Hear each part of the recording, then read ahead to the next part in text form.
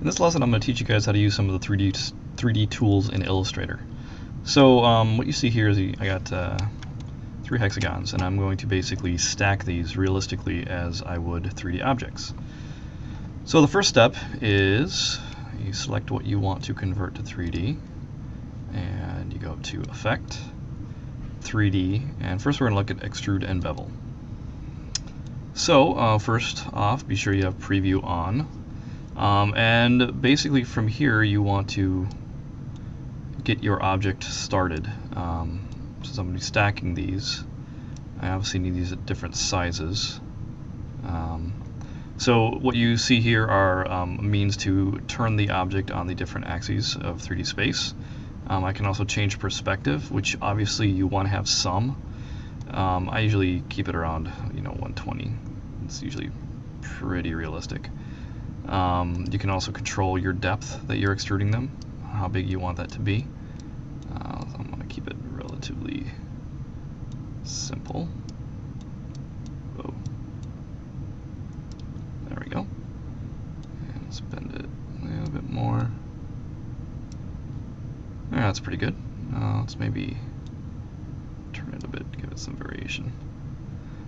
You also have, well, actually this is kind of difficult to see, so I'm going to turn on more options, and in there I can actually change where the light source is coming from. I can also change ambient light, I can change highlight size, highlight intensity, a lot of options here to play with. Let's try and get this. Actually, let's make the top a little brighter. That's looking pretty good. Let's turn up the ambient light a little bit. And turn it. There we go. So you can also change the bevel, which instead of extruding it completely straight up, you can actually create some facets, or they have a lot of different options in here, and with that option you can actually, let's go back to this one, you can actually change how that affects your object. For now I'm just going to go to basic bevel, and I'm going to hit OK, and then I'm going to move to the next one, and I'm just going to make it,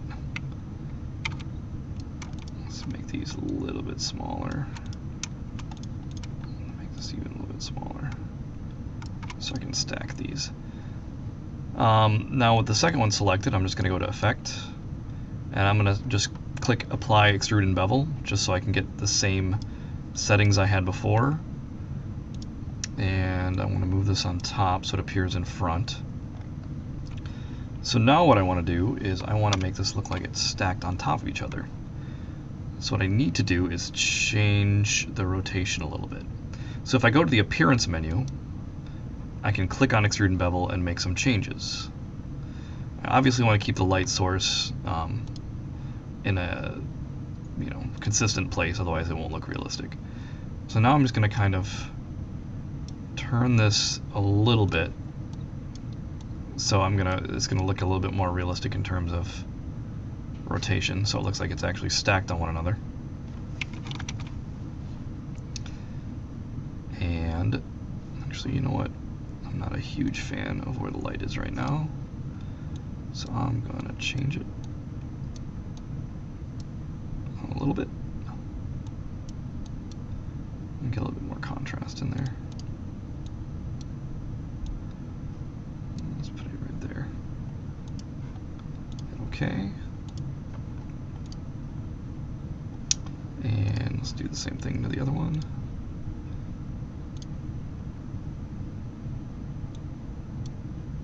Let's put it right there. And I'll change the ambient light back up to 50. So it's a little bit brighter. Okay. So now I'm going to do the same thing with the yellow one. It's looking a bit dingy, so let's bump up that ambient light a bit.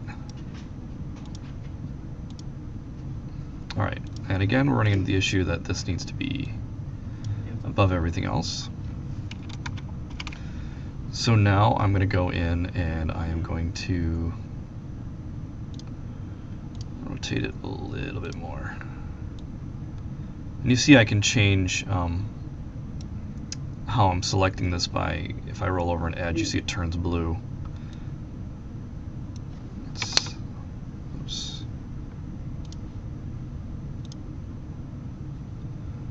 Let's rotate this down a little bit. Okay.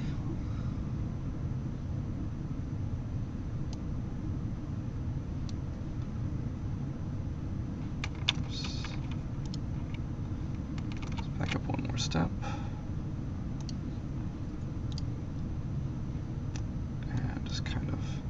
And I'm just kind of visually kind of eyeballing it, trying to figure out where it's going to look the best. So you can see that it's turned a little bit much. Even the orange one is a little bit out of whack. So let's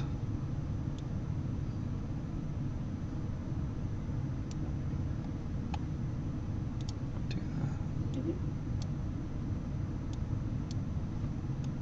I would take it to a line on, see if we need to schedule an appointment between now and September, whatever, so we can go in for like a, you know, a well-being, like a checkup real quick, and then that way they can sign off on everything. Turn this a little bit more. Okay. Who did he see? Okay. I would, to be honest, I almost feel like we should just go get an appointment with that new doctor and then bring it with. There we go. Say, So now it looks like they're actually realistically stacked up. If I had just gone to, let's see what this is at. Let's just copy and paste this so do a side-by-side comparison. So now if I had just gone and just kind of put these on top of each other without actually rotating them at all, the result, let's actually see what this is at. You want to try that? I guess it's 71. I would Let's change this to 71. Yeah. And then go with that. Change that to 71 as well. Yeah. So now they are 3D, but they're not quite stacking correctly, so it doesn't look as realistic, right? It looks like they're just kind of floating there. So you'd want to kind of rotate things, because the way the eye works, it's creating that perspective, so you're not actually seeing the same angle at the top of every object based on your line of sight. So that's the basics of the Extrude and Bevel. Let's put him down there. The other thing I wanted to take a look at is the Rotate tool. So I have another object I created right here. So now this is meant to be a cutaway of a wine glass, right? So it's like if you were to cut down one quarter of a wine glass, this is kind of what it would look like, right? So if I have this selected, I can actually go to Effect, 3D, and Revolve, and that's going to spin it around that center axis and create a wine glass. So let's kind of give it a bit of angle, a bit more perspective.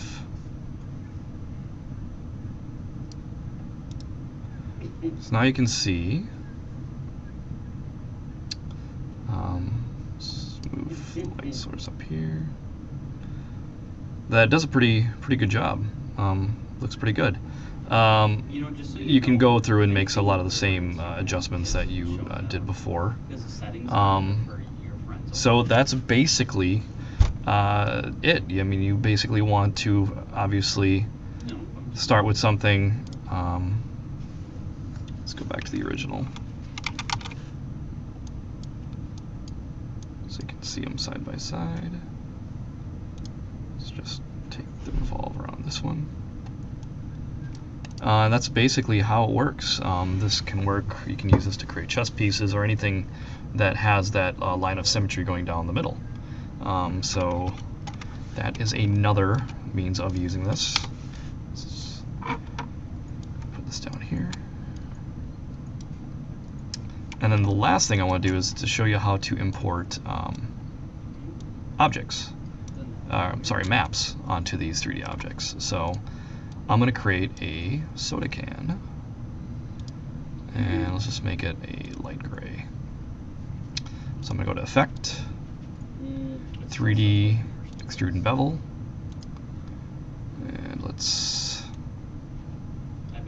turn it up here, make it a little bit bigger. So yeah. It's pretty good. It's perspective up to 90. I find this a little bit more manageable. And then I'm going to go to Map Art. Now before I do this, you're going to have to import anything you want to use as maps as symbols. And the way you do that is, like I opened up this Coke can image, and it was just a JPEG I downloaded off the internet, and I can just have it selected, and I can go to Symbols and click New Symbol and type, label, and it's going to pop up in my symbols, right? But obviously you want to do it from the document that you're working on, because the symbols are associated with that. So the translation would have been to just grab these, copy them, paste them in here off to the side, and then just convert them each into symbols, which I've already done. I want to select once I have those both converted to symbols, I'm going to select the object. I'm going to open up that 3D panel, and then I'm going to say Map Art, and it'll give me each piece of geometry in this. So you see I have the top, bottom, and then the label itself. So then here I just grab whichever symbol I want to use. So let's start with that and say Scale to Fit. And hit OK. Oh, and then I forgot to do the top. So then I'm going to select the can top. Oops, and I did not scale that well. Let's do Scale to Fit. So there you see that I have created a, albeit simple, soda can. Yeah.